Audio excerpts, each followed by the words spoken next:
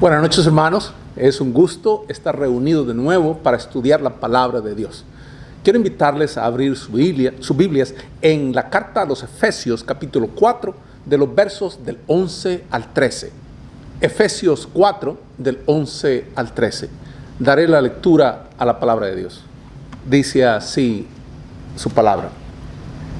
Y él mismo constituyó a unos apóstoles, a otros profetas, a otros evangelistas, a otros pastores y maestros, a fin de perfeccionar a los santos para la obra del ministerio, para la edificación del cuerpo de Cristo, hasta que todos lleguemos a la unidad de la fe y del conocimiento del Hijo de Dios, a un varón perfecto, a la medida de la estatura de la plenitud de Cristo. Este pasaje tiene un interés especial, porque nos da una descripción de la organización y de la administración de la iglesia primitiva, o sea, la iglesia del primer siglo. Había tres clases de responsables en la iglesia primitiva. Había unos pocos cuya autoridad se extendía por toda la iglesia.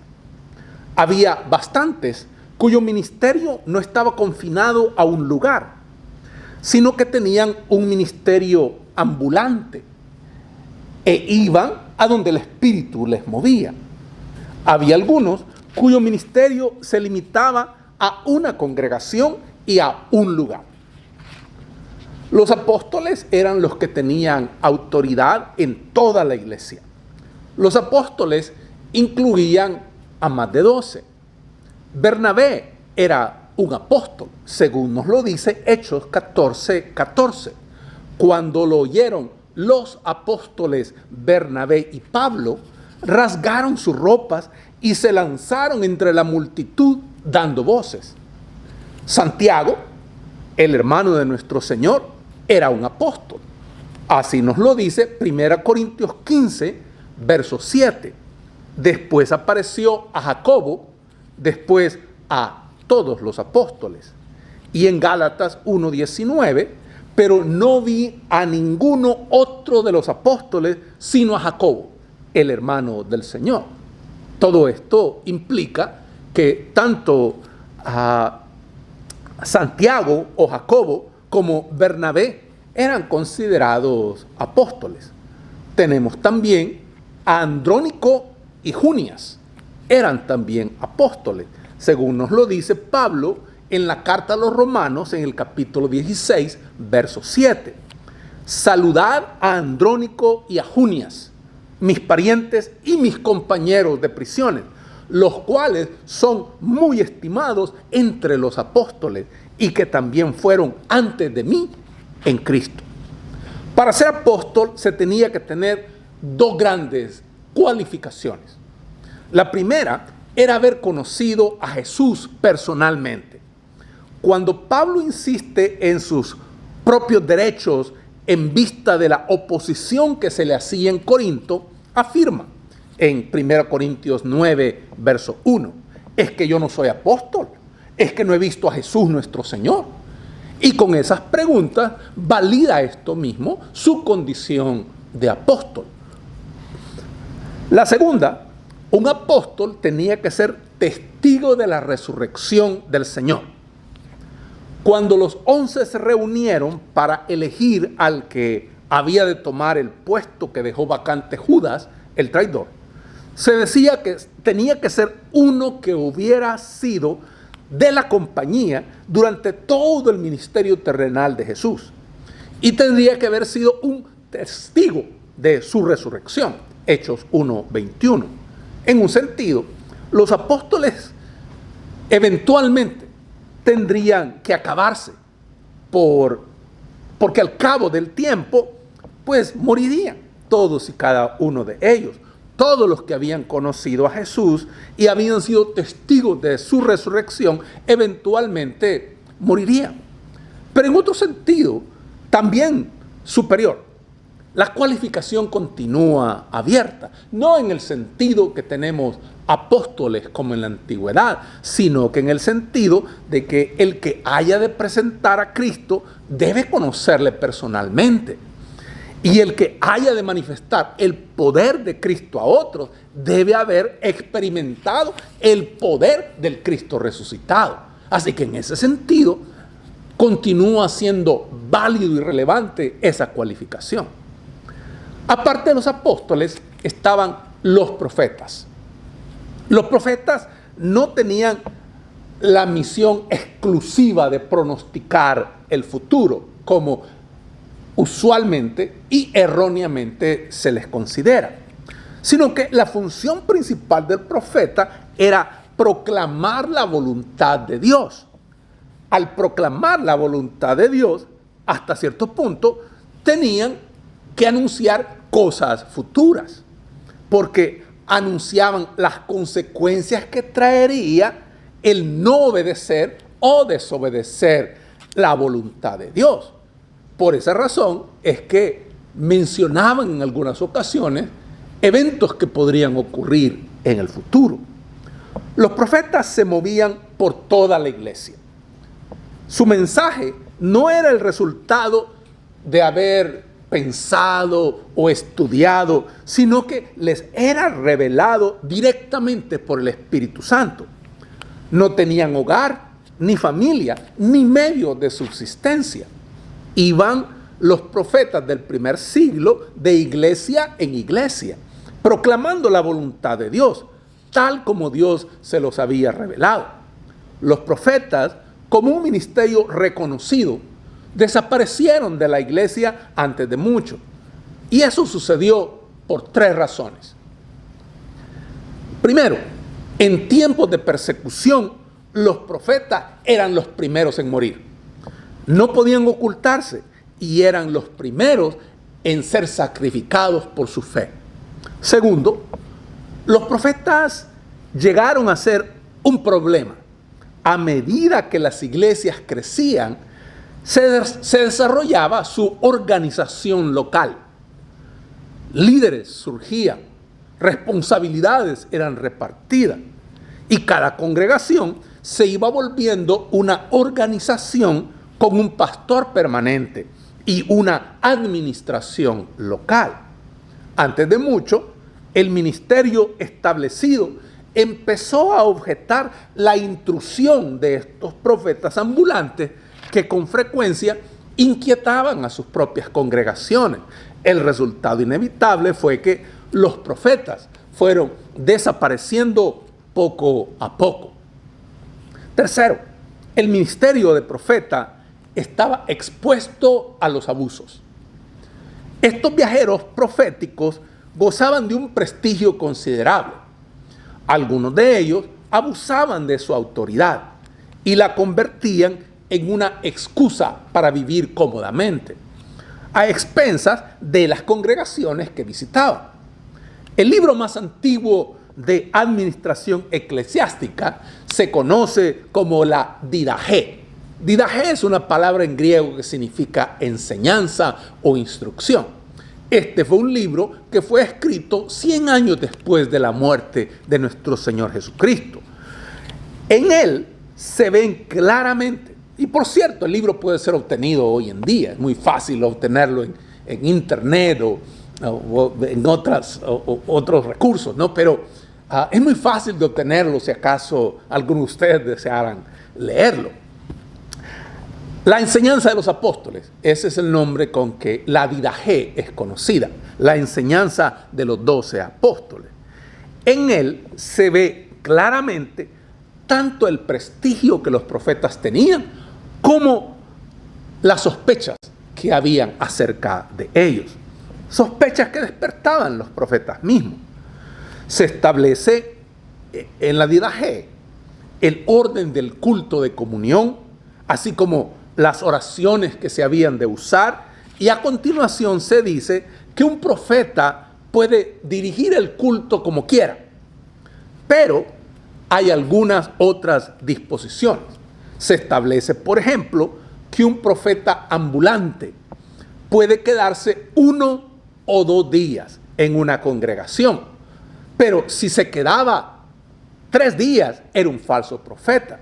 Lo mismo que se estipulaba que si un profeta ambulante en un supuesto momento de inspiración de haber sido tomado por el Espíritu Santo, pero si solicitaba dinero o comida, era un falso profeta. Estas fueron algunas de las razones por las que el ministerio de profeta fue cayendo en desuso, por abusos que fueron cometidos, pero cumplieron su función de anunciar lo que el Espíritu les decía en aquel momento y para aquel momento. Aparte de los apóstoles y los profetas, estaban los evangelistas. Los evangelistas eran también ambulantes como los profetas. Viajaban de una iglesia a otra, de una ciudad a otra. Los evangelistas corresponden a lo que nosotros llamaríamos el día de hoy misioneros. Eran personas que hacían el trabajo de hablarles a otros de Jesucristo y de establecer nuevas obras. Estos eran los evangelistas. Pablo, en la segunda carta a Timoteo, en el capítulo 4, verso 5, le dice a Timoteo: pero tú, sé sobrio en todo, soporta las aflicciones, haz obra de evangelista, cumple tu ministerio. Los evangelistas eran los que daban a conocer las buenas nuevas de salvación. Eran los que anunciaban el evangelio. Eran quienes hablaban del amor de Dios y el perdón de pecados que tenemos en Jesucristo. Los evangelistas no tenían el prestigio ni la autoridad de los apóstoles que habían visto al Señor, ni ejercían influencia de los profetas inspirados por el Espíritu. Eran los obreros habituales de la iglesia que llevaban la buena nueva a los que todavía no la conocían. Esos eran los evangelistas. En cuarto lugar, estaban los pastores y maestros. Parece que estas dos palabras describen a una sola clase de personas. En cierto sentido, pastor y maestro, el que era pastor y maestro, tenía la tarea más importante de toda la iglesia. No eran ambulantes, no andaban de una congregación en otra, ni de una ciudad en otra. No eran ambulantes, sino que eran fijos en una congregación, y tenían una triple función. En primer lugar, eran maestros. En la iglesia primitiva había pocos libros. La imprenta no se había de inventar hasta 1400 años después.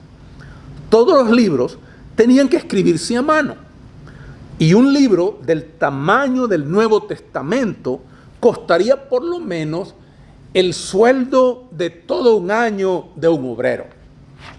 Eso quería decir que la historia de Jesús se tenía que transmitir principalmente a viva voz.